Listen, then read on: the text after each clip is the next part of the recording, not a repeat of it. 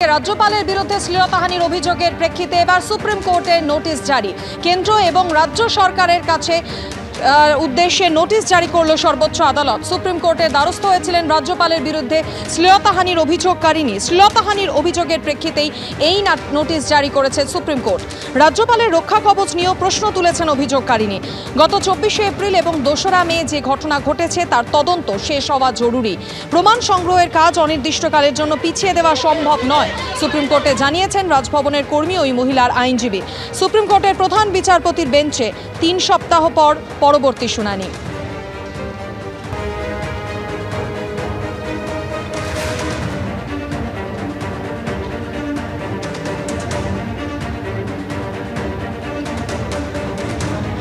অন্যদিকে আপনাদের জানিয়ে রাখি, বিশ্বজুড়ে তথ্য প্রযুক্তি ক্ষেত্রে বড়সড় গোলযোগের সৃষ্টি হয়েছে।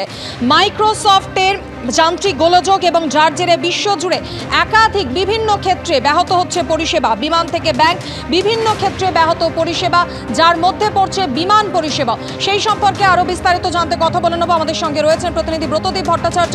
ব্রতদীপ, কলকাতা বিমানবন্দরের ছবি কিছুক্ষণ আগেই তুমি দেখাচ্ছিলে, এখন জানা যাচ্ছে 22টি উড়ান বাতিল করা হয়েছে। আর কি আপডেটস বিমানবন্দর কর্তৃপক্ষ সূত্রে পাওয়া যাচ্ছে? দেখো, গোটা বিশ্ব জুড়ে যে প্রভাব পড়েছে বিমান পরিষেবায়, তার আজ কিন্তু কলকাতাতেও এসে পড়েছে। কলকাতায় সমস্ত বিমানের প্রভাব না পড়লেও 3টি বিমান সংস্থার বিমানে কিন্তু এর প্রভাব যথেষ্টই পড়েছে। স্পাইসজেট, ইন্ডিগো এবং আকাশ এয়ার, এই 3টি বিমান সংস্থা মাইক্রোসফটের এই ক্লাউড বেসড যে প্ল্যাটফর্ম, সেই প্ল্যাটফর্ম ব্যবহার করতো তাদের অনলাইন সমস্ত কর্মকাণ্ডের জন্য। এবং এই অনলাইন কর্মকাণ্ডের মধ্যে যেমন ওয়েব চেক ইন পড়ে, তার সঙ্গে টিকিট বুকিং, এই সমস্ত কাজগুলি রয়েছে এবং সমস্ত কাজই কিন্তু বিপর্যস্ত। যে ওয়েব চেকিং ইন্টারনেটের মাধ্যমে এতদিন করা হতো, ইন্টারনেটের মাধ্যমে চেক ইন করিয়ে বোর্ডিং পাস ইস্যু করা হতো, সেই পরিষেবা ব্যাহত হয়েছে এবং তারপরে কিন্তু যাত্রীরা চরম সমস্যায় পড়ছে।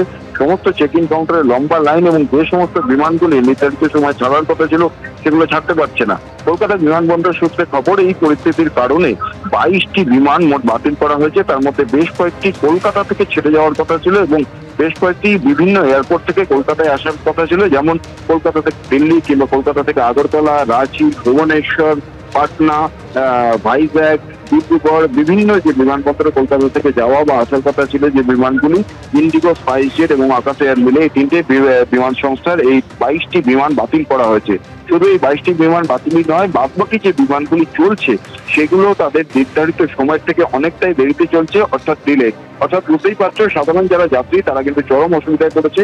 যদিও সিভিল এভিয়েশন মিনিস্টার সমস্ত বিমানবন্দর কর্তৃপক্ষকে নির্দেশ দিচ্ছে যে যেই সমস্ত যাত্রীরা বিমানবন্দরে এই বিভ্রাটের কারণে আটকে রয়েছেন তাদের যাতে কোনো সমস্যা না হয়, জল খাবার পর্যাপ্ত পরিমাণে যাতে রাখা হয় এবং তাদের বিশ্রাম নেওয়ার জন্য যাতে ব্যবস্থা করা হয় এবং দ্রুত সমস্ত বিমানবন্দর কর্তৃপক্ষ এয়ারলাইন্সগুলির সাথে কথা বলে এই সমস্যার নিরসনের চেষ্টা যাতে করে।